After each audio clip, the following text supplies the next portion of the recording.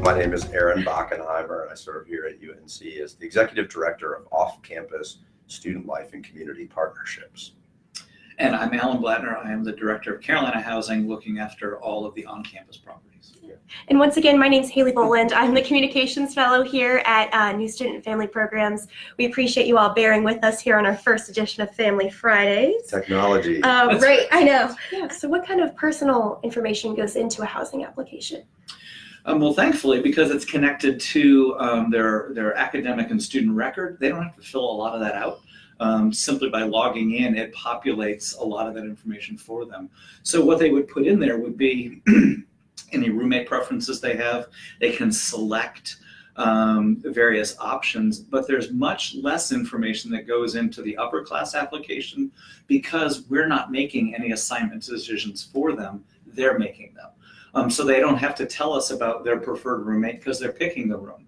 They don't have to tell us about their building preferences because they're doing that live in real time. And you said that's due online November 26th? 26th is they go ahead and apply, and then they'll be given their date where they log back in to pick their room. I gotcha. Yeah.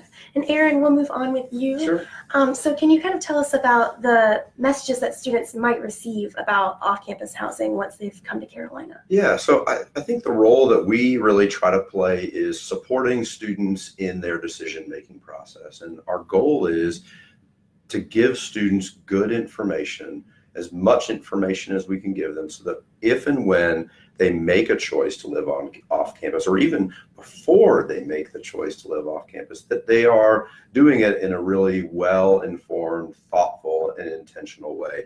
You know, Alan and I talk a lot. It is not my job to encourage students to live off campus. Students will make their own choices about when is the right time for them to move off campus. We want to make sure that if and when that time comes, that they have the right information, the right resources and the support necessary to make sure that that decision is the right one for them. And it's not maybe being made on some sort of flippant sort of decision, but it's really grounded in a thoughtful and intelligent kind of way. You know, we share a philosophy that students really benefit from living on campus for at least 2 years. We obviously only have a first year live on requirement, but you know, if a student just says, you know, should I live on campus for my second year? I can give them lots of philosophical and educational and actually research-based reasons why living on campus for 2 years is a really good idea. But if they then say, well, there's a lot of other factors that are going into my decision, finances, my need to be able to access an off-campus job, any number of familial factors that may play in. My role, our office's role, is to then help them think through budget, cost, right, location, roommates and housemates, the lease signing process. And we use a number of community resources, including Carolina Legal Services, to help support that decision-making process. Yeah, so what are some common myths that you hear students come to you with regarding off-campus housing? That's great. So it's funny, Alan and I do a myth-busting tour a lot of times, so we'll go out and we'll talk to students and families and community members. So great question. So I think, and Alan, please jump in here. You know, I think one of the myths that we hear a lot is, I have to make a decision really early or there won't be anywhere for me to go off campus. So I think there is, not just in Chapel Hill, but nationally, an emerging pressure from the off-campus market to sign early. And if you don't sign early, you're not going to get the greatest, latest kind of place, right? And so one of the things that we try to remind students is it's really better to make a thoughtful, informed decision than to rush into a decision. And you can wait well into the spring semester and still find really viable off-campus options. So it's better to wait. So that's one of the myths that we try to bust, is that you have to make a decision really, really early. I think one of the other myths that we talk a lot to students about, their perception is that it's just cheaper to live off campus. Cost is a complicated factor when it comes to housing. And so one of the things, again, that we spend a lot of time with students doing is to help them understand the true costs of both on-campus and off campus. And so they can make an apples to apples comparison, right? They might see their student bill and see the cost of living on campus, and then see a rental special advertised in the community. They go, oh, look, it's less expensive to live off campus, and not necessarily realize all that's included in terms of the on-campus and all the things that are not included in that off-campus sticker price. And so we really try to help students understand that living off campus may be more affordable for you, but you need a lot more information to inform that decision-making process than simply an assumption that it's going to live off. And then just one more thing I'll say, and there's lots of myths that we work around, but another one that we find frequently is students will say, well, I'm just going to live with my best friend, and that's going to be the best situation for me. And sometimes best friend 2 weeks or 3 weeks or a month into their first year at Carolina is just the person they've spent the most time with here, which might end up becoming their best friend. But sometimes your best friend is not your most compatible housemate or roommate. And so we also try to help students sort of think through, what does it mean to live in a compatible rooming situation? You can still have your best friends that you do things with, but are you taking the time with that person to ask questions like, what's your living style?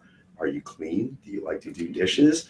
How are you going to be paying bills? How are we going to negotiate the divvying up of financial responsibilities? Those are really important questions to ask that don't always get addressed when students are just like, hey, I want to live with my buddy. So those are a couple of things we spend time talking about. I would just add one thing to the cost, and really try and transition the thought of cost to the concept of value.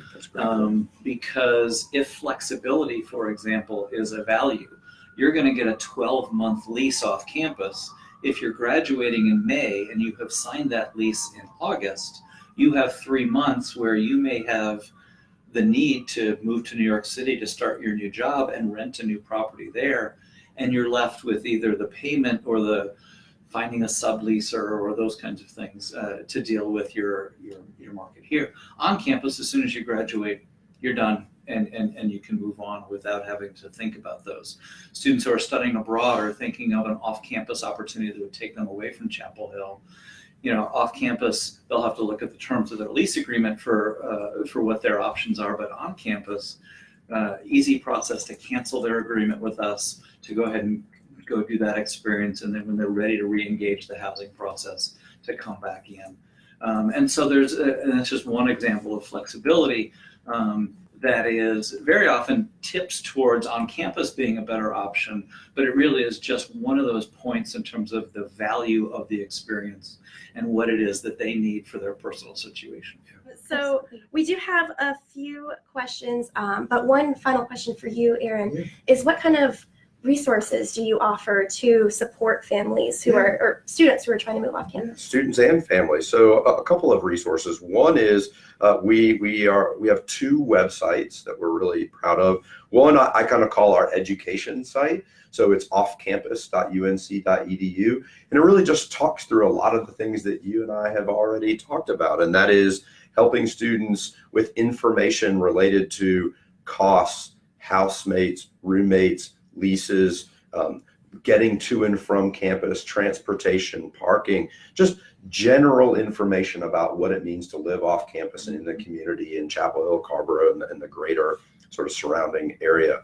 Our other site is our housing listing service at offcampushousing.unc.edu, and that's a service that we launched last January. It's a place where students and family members can go and look at off-campus properties that have partnered with the university. You can do all kinds of great research, look at costs, look at floor plans, look at is it on the bus line or not on the bus line.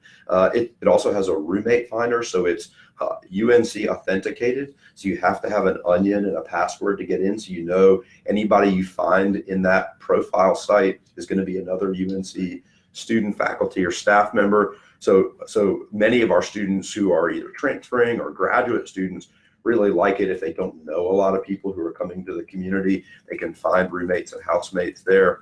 Messaging boards, other resources. It's a great comparison site. The other thing that we then can do is we can be a consultant for a student or students, right? So I have groups of roommates who will come and say, we're thinking about living off campus. We don't even know where to start. And so I can sit down with them, open up the website, kind of show them some options. We can talk through, and I'll usually ask them a lot of questions up front. What are you looking for? What are your needs? What are your wants? And by the way, those are two different things, right? What are some places that are going to help address those needs and wants? I kind of send them off to do some homework and then come back and help them maybe narrow down some choices. I don't tend to go thumbs up, thumbs down, you should live here or don't live there. I try to help them think through the questions that they maybe haven't thought of, and then help them really decide what's going to be the place or places that are going to best meet our needs as students. And again, whether that's on campus or off campus. Yeah. And I guess I would just add, because I think a lot of people don't think to come to the on-campus housing office for a kind of a well-rounded conversation around housing, but we would offer the same advice. Right. We have access to the same website because On-campus properties are actually on our off-campus That's housing correct. website. Again, just to have everybody consider their full range of options. And bottom line, it's not any good for us on-campus housing if someone who is a mismatch with their needs to stay on campus with us. We've got plenty of students who want to live on campus with us. We're much more aligned with Aaron and his staff in terms of just making sure they're making a good decision. So they should feel free, because they have really easy access to their community directors, their RAs, or our office to explore those same questions with us. Yeah, and before we move into some viewer questions, if you guys both could provide some brief key takeaways, as well as repeat the names of your websites and resources that students can access online. Sure. Website, www.housing.unc.edu, or just go to the main main page and search housing, and we come up first. And so I guess the key takeaways were, as Aaron mentioned before, there shouldn't be a sense of pressure of when to sign a lease. I would turn that equation around and have it be, when am I ready to sign a lease? When do I know enough about next year's circumstances to know what flexibility is important, who I want to live with, where I want to live? Am I going to have a car and I need parking? Do I want to cook for myself? What's my budget? What are the What's my costs? budget? All of that. Once that's known, that's when you should begin to explore where. Where is the last piece of that? There's many more decisions to make before that. And I guess the other piece would be just that we are always taking on-campus applications. So this is not just true in terms of the pace of people thinking they need to sign an agreement now. For off-campus, same thing on campus. We'll welcome them and their application whenever they're ready to submit that. They just have different opportunities depending on when they engage our office in terms of what will be available to them and how quickly they will make the choice for themselves. And so again, for off-campus, we have two websites, offcampus.unc.edu and offcampushousing.unc.edu. We are also on Facebook, Twitter, and Instagram at UNC Off Campus. So check those out. And I think Alan has really covered the points. The thing I really try to stress to students is ask questions, right? Ask questions, do your homework, do the research, so that you ultimately end up in the place that's going to be the best fit for you and the best place to support your academic experience, your social experience. That's our goal, right? And so our job is educators to help students make better decisions, more informed decisions, to help support family members' engagement in that process.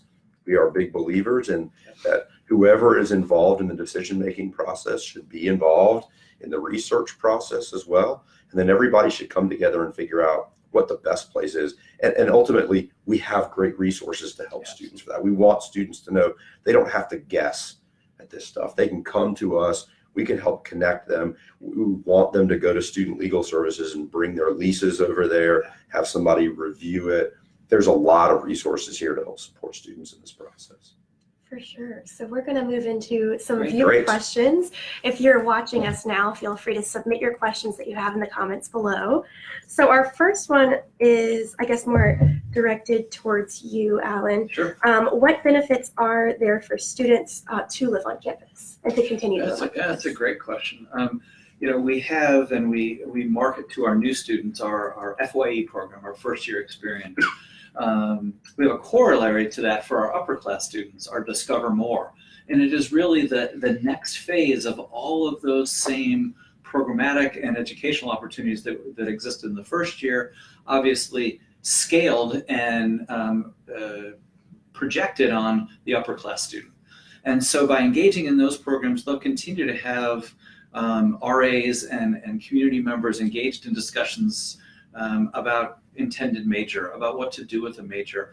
Many of our upper class students engage in internships, and so we will help them connect with the resources on campus to do that. If they continue to need information about where to go for writing tutors and those kinds of things, we may be bringing those resources right into the buildings to run some workshops, or we'll be happy to help connect them in ways that are different. I think the bottom line answer to that question is a fundamental difference between the on-campus market and the off-campus. Off-campus, you have a landlord-tenant relationship. We are a part of the educational arm of the university. And so it's a different approach. And because of that, different resources are prioritized. Our staff are there to serve students, to help them walk across the stage Mother's Day 4 years from the day they move in. That's our goal, just like it's the university's goal. And so we'll bring to bear whatever resources are helpful to that student. Awesome. And this question is more for you, Aaron, but how can my students find roommates to live off campus with them? Yeah, so I would say students find roommates in a number of different ways, right? So some students find, off-campus roommates through their on-campus housing experience, whether it's students they get matched with, or students who are in their suite, or students who live on their hall. So a lot of students meet future off-campus roommates through their on-campus housing experience. A lot of students meet their future roommates through involvement opportunities, so clubs and organizations, teams, fraternities, and sororities. And then for students who may be new to the community or perhaps are looking for a new roommate situation or housemate, again, our website, offcampushousing.unc.edu, has a roommate finder process. And so you can go in, you can create a profile, you can talk about your preferences, your likes, dislikes, things you're looking for in a housemate or roommate, and then search for other Carolina students that have similar profiles and interests. And by the way, housing uses a similar approach. Absolutely. For students who are, we sort of use the word, I don't know if this is official terminology, they're sort of potlucking That's right. their roommates, right? So housing uses a similar process. If a student wants to stay on campus and doesn't have a strong preference for a housemate, a roommate on campus, they can sort of potluck, but they'll provide some information that then can be matched. So we don't match students on our website, but we create an opportunity for students to establish what I might call akin to like a social profile, and then students can kind of find each other. So those are two ways that I would say tend to work well in terms of finding roommates and housemates. And then the other thing the last thing I'd add is, again, both off campus and on campus, we provide resources for roommate agreements, which isn't exactly what you're asking, but once students think they have found each other, we really think it's important to establish a roommate agreement to make sure that students are on the same page about expectations. I always joke, the wrong time to find out that your roommate doesn't like doing dishes is like 3 weeks into the semester when the dishes have piled up 2 feet high in the sink. Because then there's all this like passive aggressive, like, are they going to do the dishes or are they not going to do the dishes? Well, I'm not going to clean them until they, it's better to do a roommate agreement, have those conversations up front. And that's what I was talking about before in terms of that compatibility piece. And then hopefully that's a skill that all of our students have, because roommate agreements are all but required, especially as part of the first year experience. And we carry that through to all of our housing options, because it is so important to have that discussion before there's a misstep. Much easier to talk about expectations and hopes and dreams early on before you're embroiled in some kind of a situation. And we have a very high satisfaction rate on campus with our roommate preferences. And I think it is not because we make good matches, but because of the process we're talking about here, that we force a conversation that isn't always top of mind for everybody, to think about the kinds of conversations they should be having with their roommates. But I can't tell you the number of disagreements we've helped students work through over, can I borrow the sweater that's in the closet? It's never the big things, it's the little things. And if you talk about those things and come to some kind of an agreement, you sail from there. And you get busy doing what you came here to do as a student, which is to engage in class, engage with classmates, and have a Carolina experience. Great. And it's better to not have to learn those the hard way. Absolutely. Right. Absolutely. So one of our next questions is more directed towards on-campus housing with what are some new features in some of the older buildings that we have on campus? Absolutely. So yeah, we're always working with students to help identify kind of what's next. And so we have spent a lot of time and energy. We've replaced every desk chair on campus this year. By the time students move back next fall, we will have replaced every bed on campus because some of our older beds were not meeting student needs, let's say. We've improved the lounges. We're in the process right now of converting and renovating all of our on-campus kitchens, both the ones in the apartments and the ones that are in the common areas. And so we're trying to make smart reinvestments of student rent dollars. Because one of the things that may not be known is that we don't get any state money, any tuition money, any allocation other than what we collect from student rent. And so we have to work with our students to spend their money wisely on what would be a good reinvestment. So those are some of the examples, along with the programmatic initiatives and the staff that I talked about that make such a difference in the lives of students.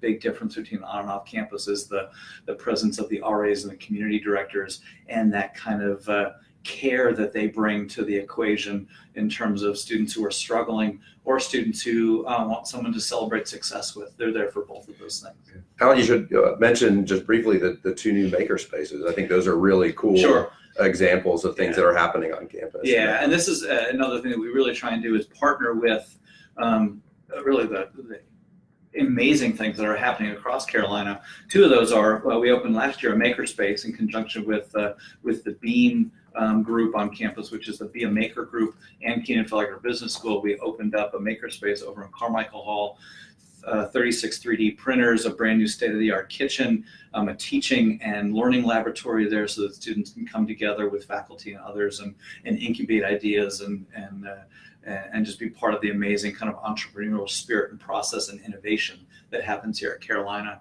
The other is in partnership with Arts Everywhere to try and make art and art making more accessible on campus. So we just opened a painting studio in Morrison Hall, staffed by a painting studio specialist who is there to give open instruction hours. You can go in, we've got brushes, we've got paints, we've got canvases, whether you're ready to paint the next Mona Lisa, or like me, barely.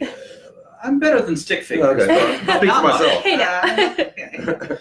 Not much, but regardless of the talent you bring to the equation, the opportunity to express is there and fostered by the on-campus experience. For sure. So this next question is, Alan, if you could repeat what that date is for the on-campus housing application to be due, as well as if my student is already planning on living off campus, does she need to notify the housing office? Let me answer that one first. Okay. No, it's a one-year contract. It automatically ends in May, and so there's no reason to contact us to say I've made other arrangements for next year.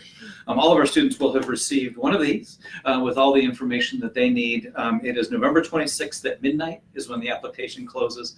And let me reiterate that is for the upcoming lottery process, to try and not put pressure on them to have to decide. If they're not ready, they should just forego this opportunity. There will always be an opportunity to get back online and fill out the application. But if they want to participate in this first round of housing selection, November 26th at midnight.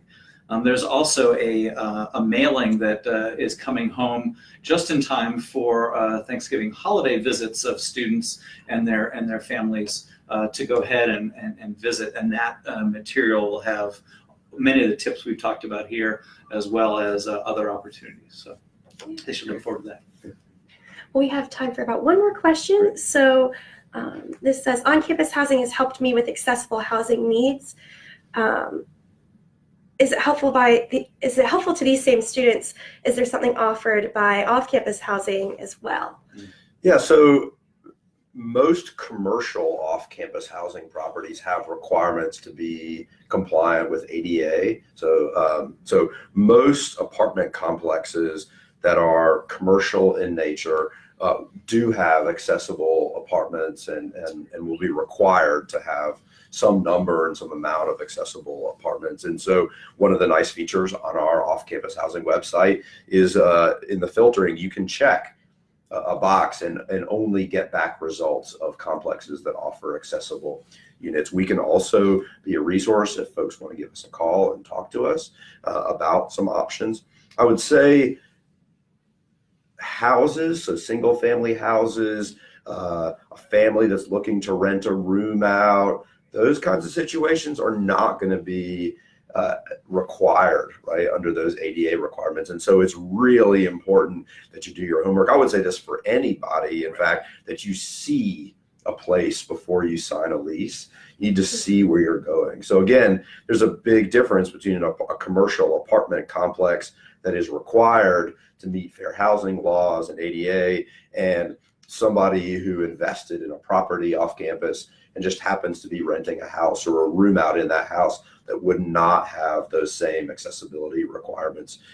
So it's important to do homework. It's important to see the space before you move in. And again, let us know if you have questions and more information. But I think our filtering feature on the website is a nice way to at least get a sense of, what's out there in terms of floor plans and accessibility. Absolutely. Well, that's about all the time that we Great. have for Great. this day, but I Bye. think we provided some really good information. We weren't able to get to all of the questions, but if we did not answer your question, we will be addressing that through our Facebook page as well. If you need any other further information, feel free to contact either of these two folks here, Absolutely. also through their websites that they mentioned earlier. But thank you to you all for your Absolutely. Thank you. Thanks for time. hosting. Yeah. And we'd like to thank you all for tuning in to our first Family Fridays. Stay tuned for more communication about what our next webcast will be about.